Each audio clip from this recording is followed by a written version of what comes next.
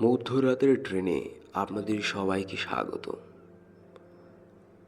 আজ আপনারা শুনবেন আলেকজান্ডার উলবার্টের লেখা ভুতুড়ে বাড়ির কাণ্ড। শুরু হচ্ছে আলেকজান্ডার উলবার্টের ভুতুড়ে বাড়ির কাণ্ড। এলেরি কাজালেটের বাড়িটা দেখতে ছিল খুবই অদ্ভুত ধরনের। বাড়িটা দেখলেই মনে হতো এটা আজকের নয়, বহু যুগ আগের। বাড়িটার ছাদটা ছিল লাল রঙের। ছাদটা টিউডর আমলের লাল টালি দিয়ে তৈরি।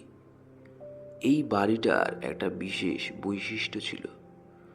যখন সূর্য মাঝ আকাশে উঠত, ঠিক তখনই হঠাৎ ছাদের টালিগুলির লাল রং আরও গাঢ় লাল হয়ে উজ্জ্বল হয়ে উঠত। তাছাড়া ছাদের ঘর থেকে অনবরত টিকটিক করে ঘড়ির শব্দটা বেজেই চলত। এই ঘড়ির শব্দটার মধ্যেও কেমন যেন একটা জাদুর স্পর্শ ছিল। শুনলেই মনে হতো এই ঘড়িটা যেন অষ্টম হেনরির আমল থেকে বেজে চলেছে। এই নির্জন নিষ্প্রাণ বাড়িটাকে ঠিক ভুতুড়ে বাড়ির মতোই দেখতে লাগতো। নিস্তব্ধতায় বাড়িটা যেন বন্দী হয়েছিল। শুধু ডাক্তার ছাড়া এই বাড়িতে আর কেউই থাকতো না। অবশ্য জন স্ক্রিপ্টিও নামে একজন বুড়ো লোকের ওপর এই বাড়িটার দেখাশোনার ভার ছিল। জন স্ক্রিপ্টিওর নিজেই সিটগ্রস্ত লোক ছিল, তবুও এই বুড়ো উন্মাদ মানুষটার উপরই বাড়িটার সব দায়িত্ব ছিল। একদিন আলবান বারাক তার বন্ধু এলেরি কাজালেটের সঙ্গে দেখা করতে এলো। কাজালেটের দি ক্রিপসে এসে উপস্থিত হলো বারাক, কিন্তু দুর্ভাগ্য সেই সময় বন্ধু বাড়িতে ছিল না। কি আর করবে, যখন বন্ধুর সঙ্গে দেখা করতে এসেছে তখন অপেক্ষা করে যাওয়াই ভালো, এই ভেবে বারাক বন্ধুর আশায় পথ চেয়ে বসে রইল। অবশেষে বারাক নিজের ডিনার শেষ করে একতলায় শোবার ঘরে চলে গেল। ঘরটা দেখে তার মন আনন্দে ভরে উঠল। খুব সুন্দর দেখতে ঘরটা। ঘরের মেঝের থেকে ছাদ পর্যন্ত নিখুঁতভাবে পরিষ্কার পরিচ্ছন্ন। ঘরেতে শুধু একটা মোমবাতি জ্বালানো রয়েছে। এই মোমবাতির আলোয় আরো উজ্জ্বল করে তুলেছে বাইরের খোলা জানালা দিয়ে এসে পড়া এক টুকরো চাঁদের আলো। এত মনোরম পরিবেশেও কেমন যেন একটা গোপন রহস্যের ঘণ্টা বেজেই চলেছে। মনে হয় এই বুক চাপা সন্দেহটা যেন চতুর্থ জর্জের আমল থেকে চলে আসছে। বারাক কখন যে ঘুমিয়ে পড়ল তা ও নিজেই টের পেল না। কিছুক্ষণ বাদে হঠাৎ তার ঘুম ভেঙে গেল। ঠিক তখনই সে অনুভব করল সে এই ঘরে একা নেই, আরও একজন আছে। কোনো এক অদৃশ্য দ্বিতীয় সত্তার আবির্ভাব সে বুঝতে পারল। অন্ধকার ঘরের মধ্যে আলবান বারাক তীক্ষ্ণ দৃষ্টি ঘুরিয়ে ঘুরিয়ে দ্বিতীয় সত্তাকে দেখবার চেষ্টা করল। ও মন প্রাণ দিয়ে অনুভব করল সত্যি কেউ যেন এই ঘরে ঢুকেছে। এক চিলতে চাঁদের আলোয় বারাক দেখতে পেল এক অদ্ভুত মূর্তি। মূর্তিটার চেহারাটা বীভৎস দেখতে। সারা শরীরটা কুঁজো হয়ে নেমে এসেছে। দেখলে মনে হয় দরজার সামনে একটা চেয়ারের উপর মাথাটা সম্পূর্ণভাবে নামিয়ে বসে আছে। হাতের আঙ্গুলগুলো বাঁকা, তার হাত দুটো যেন শূন্যে নড়াচড়া করছে। সবচেয়ে ভয়ঙ্কর হলো সে শূন্যের মধ্যে ভাসছে। বারাকের গোটা শরীরটা ভয়ে অবশ হয়ে এলো। আতঙ্কগ্রস্ত চোখে তাকিয়ে রইল মূর্তিটার দিকে। তার মনে হলো কোনো নারী যেন খুব তাড়াতাড়ি সেলাই করে চলেছে।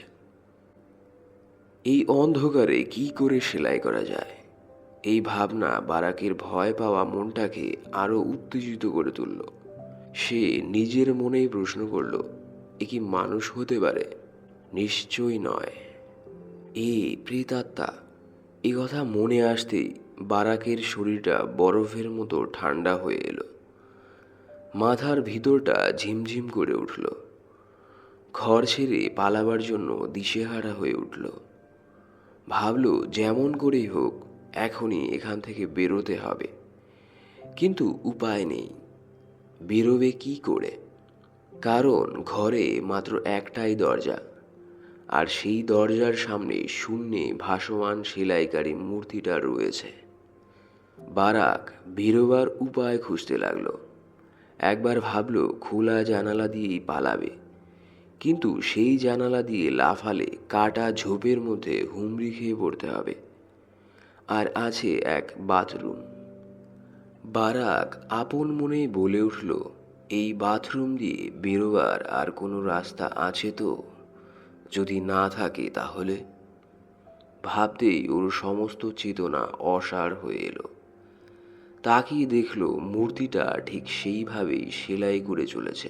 বেরোবার কোনো উপায় না দেখে বারাক হতাশ হয়ে পড়ে, আর কিছুই ভাবতে পারে না।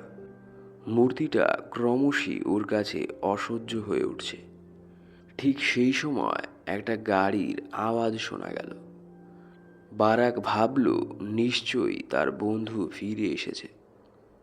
আনন্দে চিৎকার করতে গিয়েও পারল না, কারণ ওর গলা জড়িয়ে আসছিল। বারাক বাথরুমে ঢুকে দরজার ছিটকানি তুলে দিল। নিঃশ্বাস বন্ধ করে সব কিছু দেখতে লাগলো।